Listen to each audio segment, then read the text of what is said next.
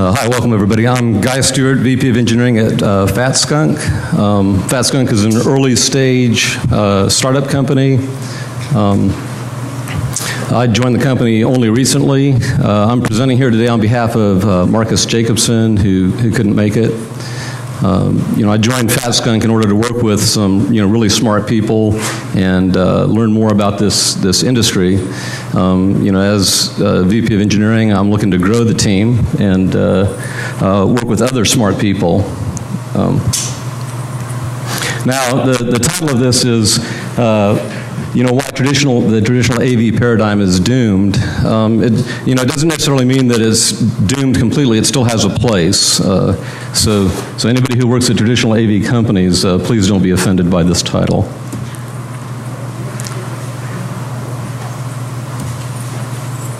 There we go. So threats. So we are targeting a specific threat. The antivirus, traditional antivirus software, uses signature-based algorithms, behavioral modeling to identify threats. So it's looking in the host OS for spyware, Trojans, and passive rootkits.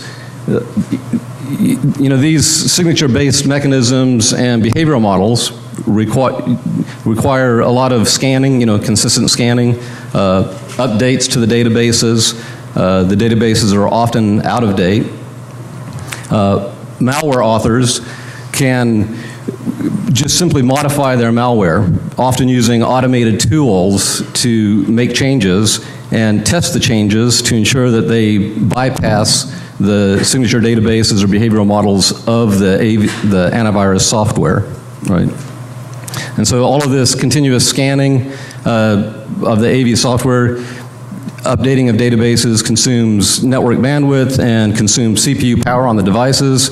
Everybody's familiar with their devices slowing down when their antivirus software is running, right? And on mobile devices, it's especially bad because it burns up battery power and consumes network bandwidth.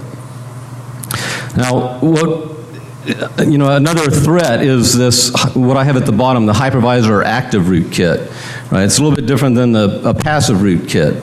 The passive rootkit, it may have root access, but it's not able to hide under the operating system.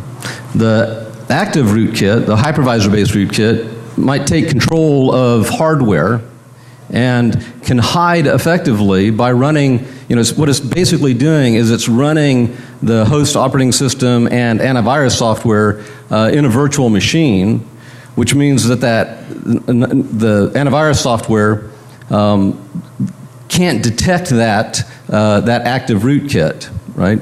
The active rootkit can hide, maybe by using interrupts or page tables to move itself in and out of memory where the antivirus software cannot even see it.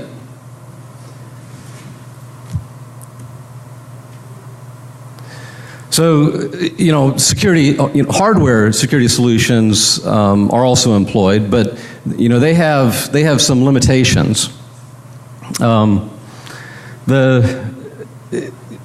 There's a security boundary between the host operating system and the secure hardware, right? So, if you're familiar with security evaluations, like the FIPS 140, which talks about the security boundary, if you breach that boundary, you've increased the vulnerability of the hardware, right? So, for example, if you want your secure hardware to actually look into or introspect the memory of the open platform, right? Well, that exposes it to return-oriented programming types of attacks, right? So it can, the secure hardware now has visibility into the unsecure memory of the normal world, okay? So the antivirus software, on a good day, because of, the ability of the malware authors to modify their software, the outdated signature databases, on a good day, they can detect about half of the malware that's out there.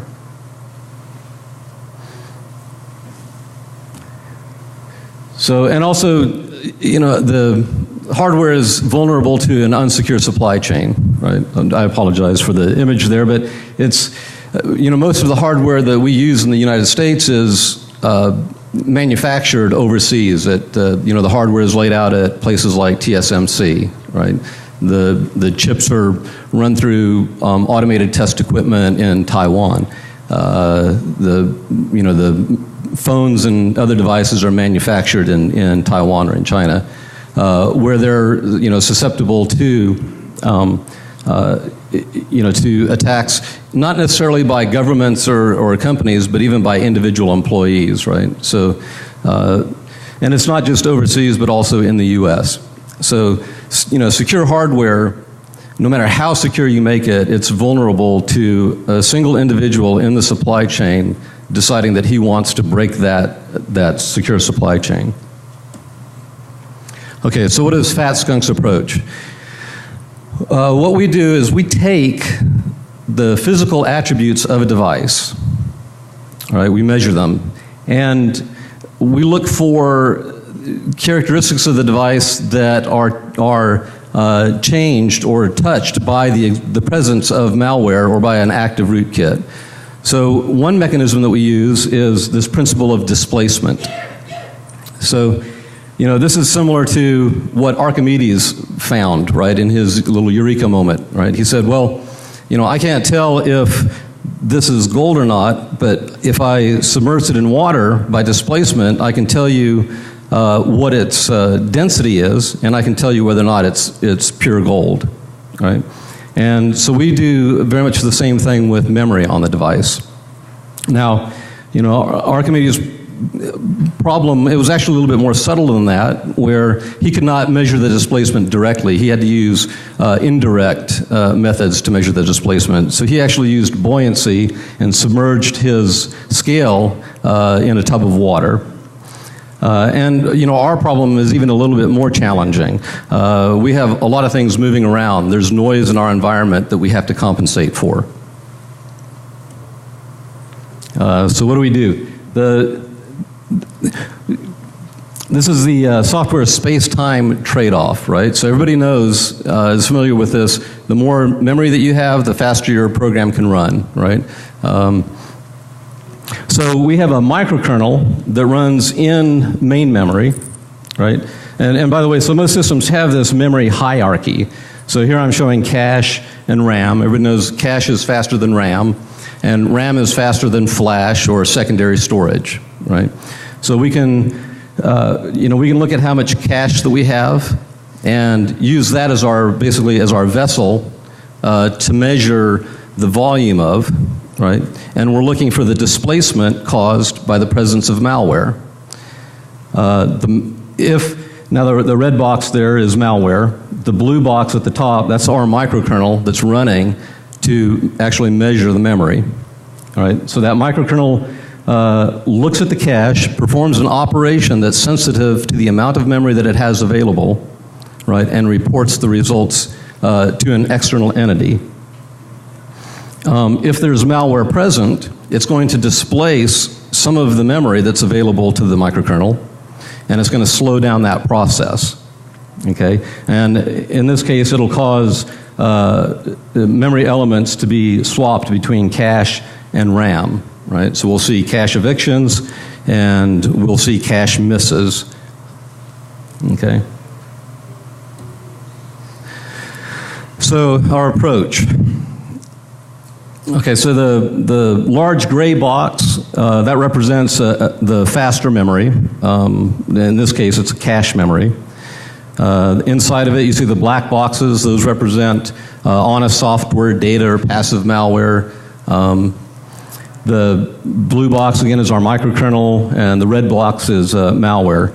Now, the malware overlaps our kernel, as you can see, and we use that to indicate that our kernel itself might be compromised. It might contain some malware, but we detect that if that occurs.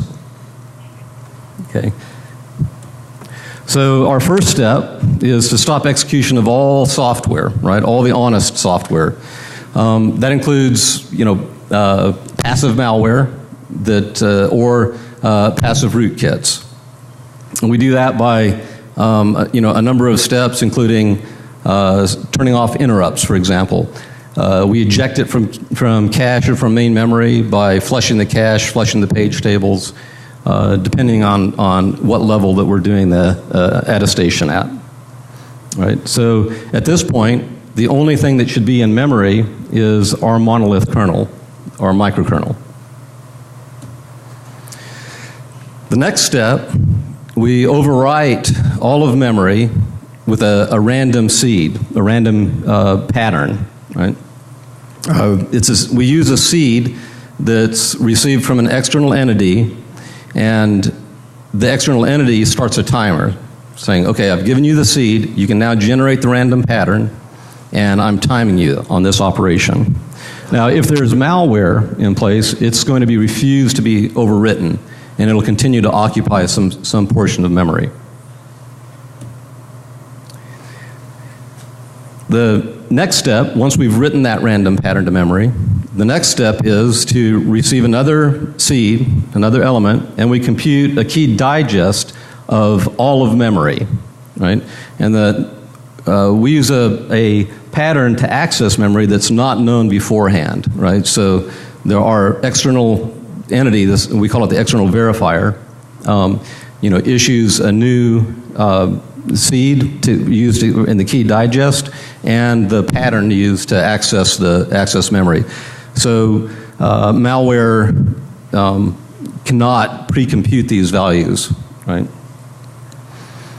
So we take that key digest and issue that back to our external verifier. Okay, the external verifier again has kept track of the time that this takes. Okay, so what could go wrong with this approach? First is a silent attack. Let's say that malware has taken control of the system and refuses to respond to a challenge to the external verifier. Well, another one is this corrupted code attack, right? Let's say a malware author goes in and makes modifications to our microkernel directly. Another attack is what we call the evil twin attack, right? So somebody takes a copy of our microkernel, modifies that copy, and might leverage the valid copy of the microkernel to make calls into it to perform operations using a form of this return-oriented programming type of attack.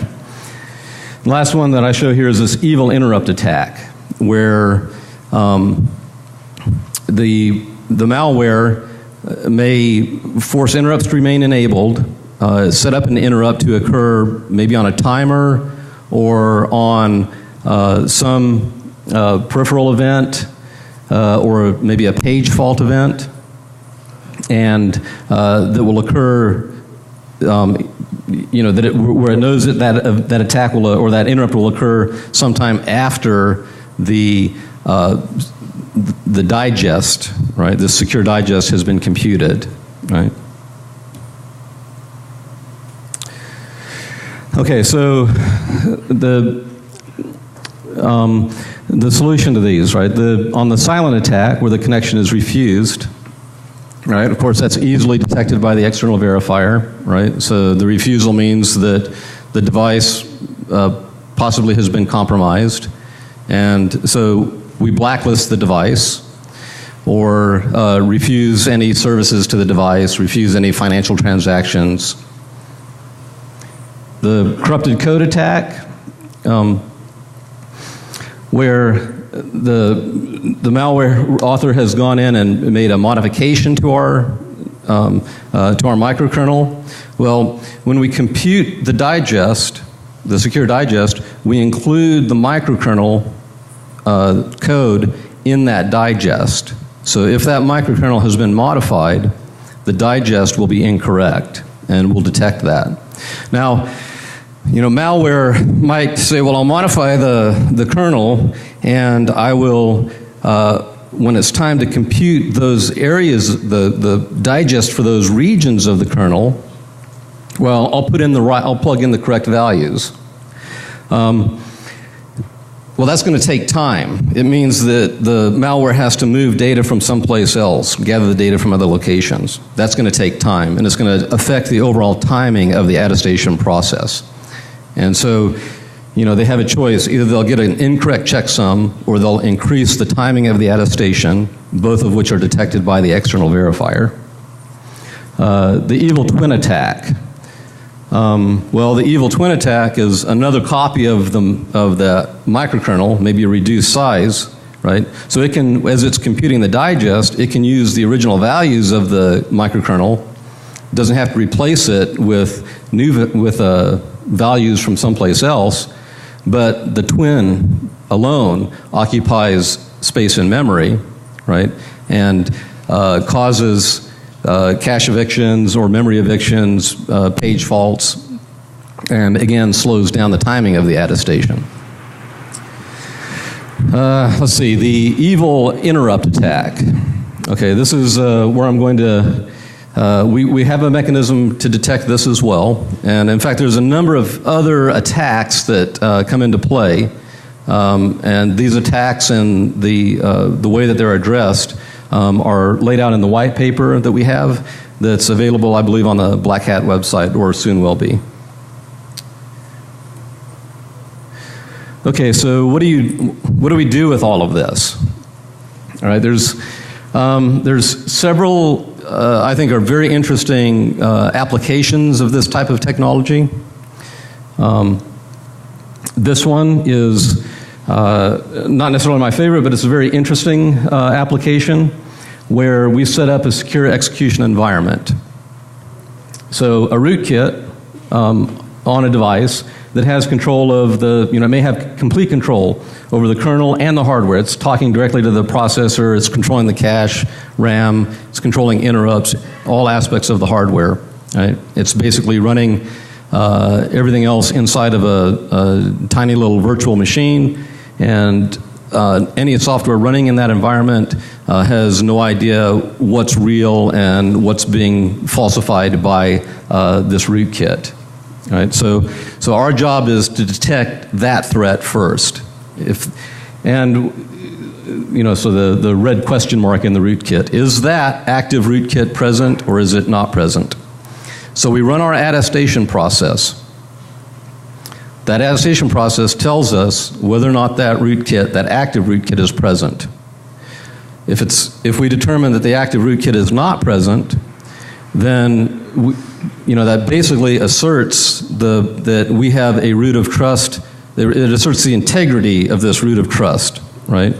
And we can develop that into the secure execution environment. And so within that secure execution environment, even if it's running in an operating system that's been compromised by other types of passive malware, no matter what it is or how aggressive it is, we can isolate ourselves and perform secure operations inside of that secure execution environment. And those operations can include things like scanning secondary memory, using traditional AV mechanisms to look for malware, right? That's present on the system. Okay, we can perform other types of secure operations. Maybe opening a password vault, or establishing a connection with an external server, maybe an SSL connection.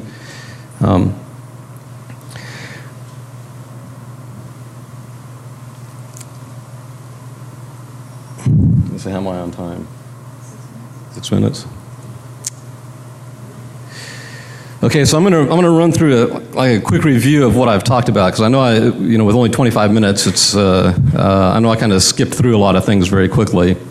Okay, so one thing I know I skipped through. What do we do first? We perform characterization of a known good device. So we'll intercept this device at manufacturing time in cooperation with, for example, the OEM, and perform a detailed characterization of the device for a variety of different physical attributes of the device. That information is then sent to our external verifier, It's associated with a device at a later point using a secure, unique identity of each device. That's used by the external verifier to generate a challenge to the device when the device is out in the field. Now that the challenge might be generated either on request by an application running on the device, or if the device is attempting to perform a secure operation with an external entity, that external entity can send a request to our server to issue a challenge to that device. Okay. The microkernel runs on the device, measuring the physical characteristics of the device, and it's not just a memory. This is a very complex problem, so there's a large number of things that we measure besides memory. Okay. Now, the one mechanism is that the external verifier can perform the direct measurements, right? For example, timing measurements. But if it's far away from the device, it may not have the accuracy that we require, or it may require that the measurements take longer than are desired. So it can use a proxy that we move closer to the device. Could be on a local relay station, or it could be on a desktop connected to the device over a direct connection USB cable. Could be on another chip that's on the PCB of the device. It could be embedded in a secure hardware element that's embedded on the SoC itself, right? The characteristics of that proxy, I'll call it, vary depending on what function it's performing. But it can be used, for example, to perform the very high-resolution timing measurements of the device. And using these techniques, by the way, we've been able to get these attestation times, measurement times down into the sub-milliseconds, so that a user of a mobile device, for example, or of an always-on, always-connected device is not even aware of the fact that we're performing the attestation. And we're able to measure and differentiate these types of attacks in orders of magnitude difference between a non-compromised system and a compromised system. So I think maybe I'll leave it at that and see if we have time for questions. 2 minutes for questions. So, and by the way, I'm new to the company. Marcus Jacobson couldn't be here. I wish he was here to answer your questions, but I'll do the best I can.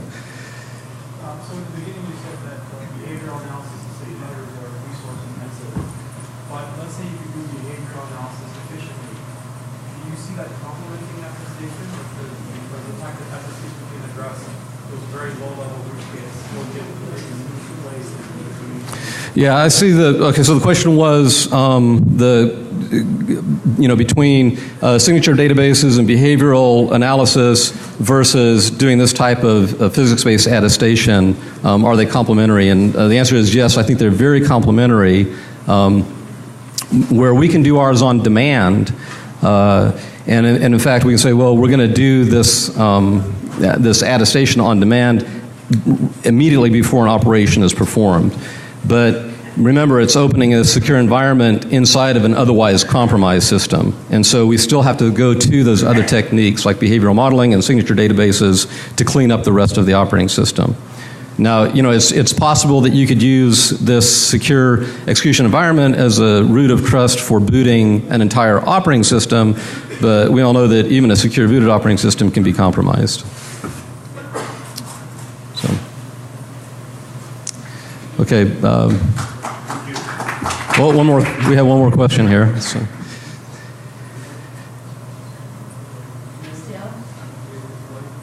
Do your white paper just basically headways the issue of proxy attacks and says that there's the ability to use a key on the device, and that it says mobile devices have keys that they use for billing, and Intel chips have keys with each connection. So how are you actually reading the unique key off the device and locking that on the proxies on the device?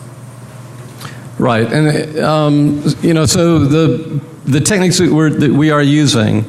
We still have to leverage the existing mechanisms that are put into the device by the chip vendors and the OEMs, right? So, the mechanisms that are used today to authenticate a device to a network are the same mechanisms that we use.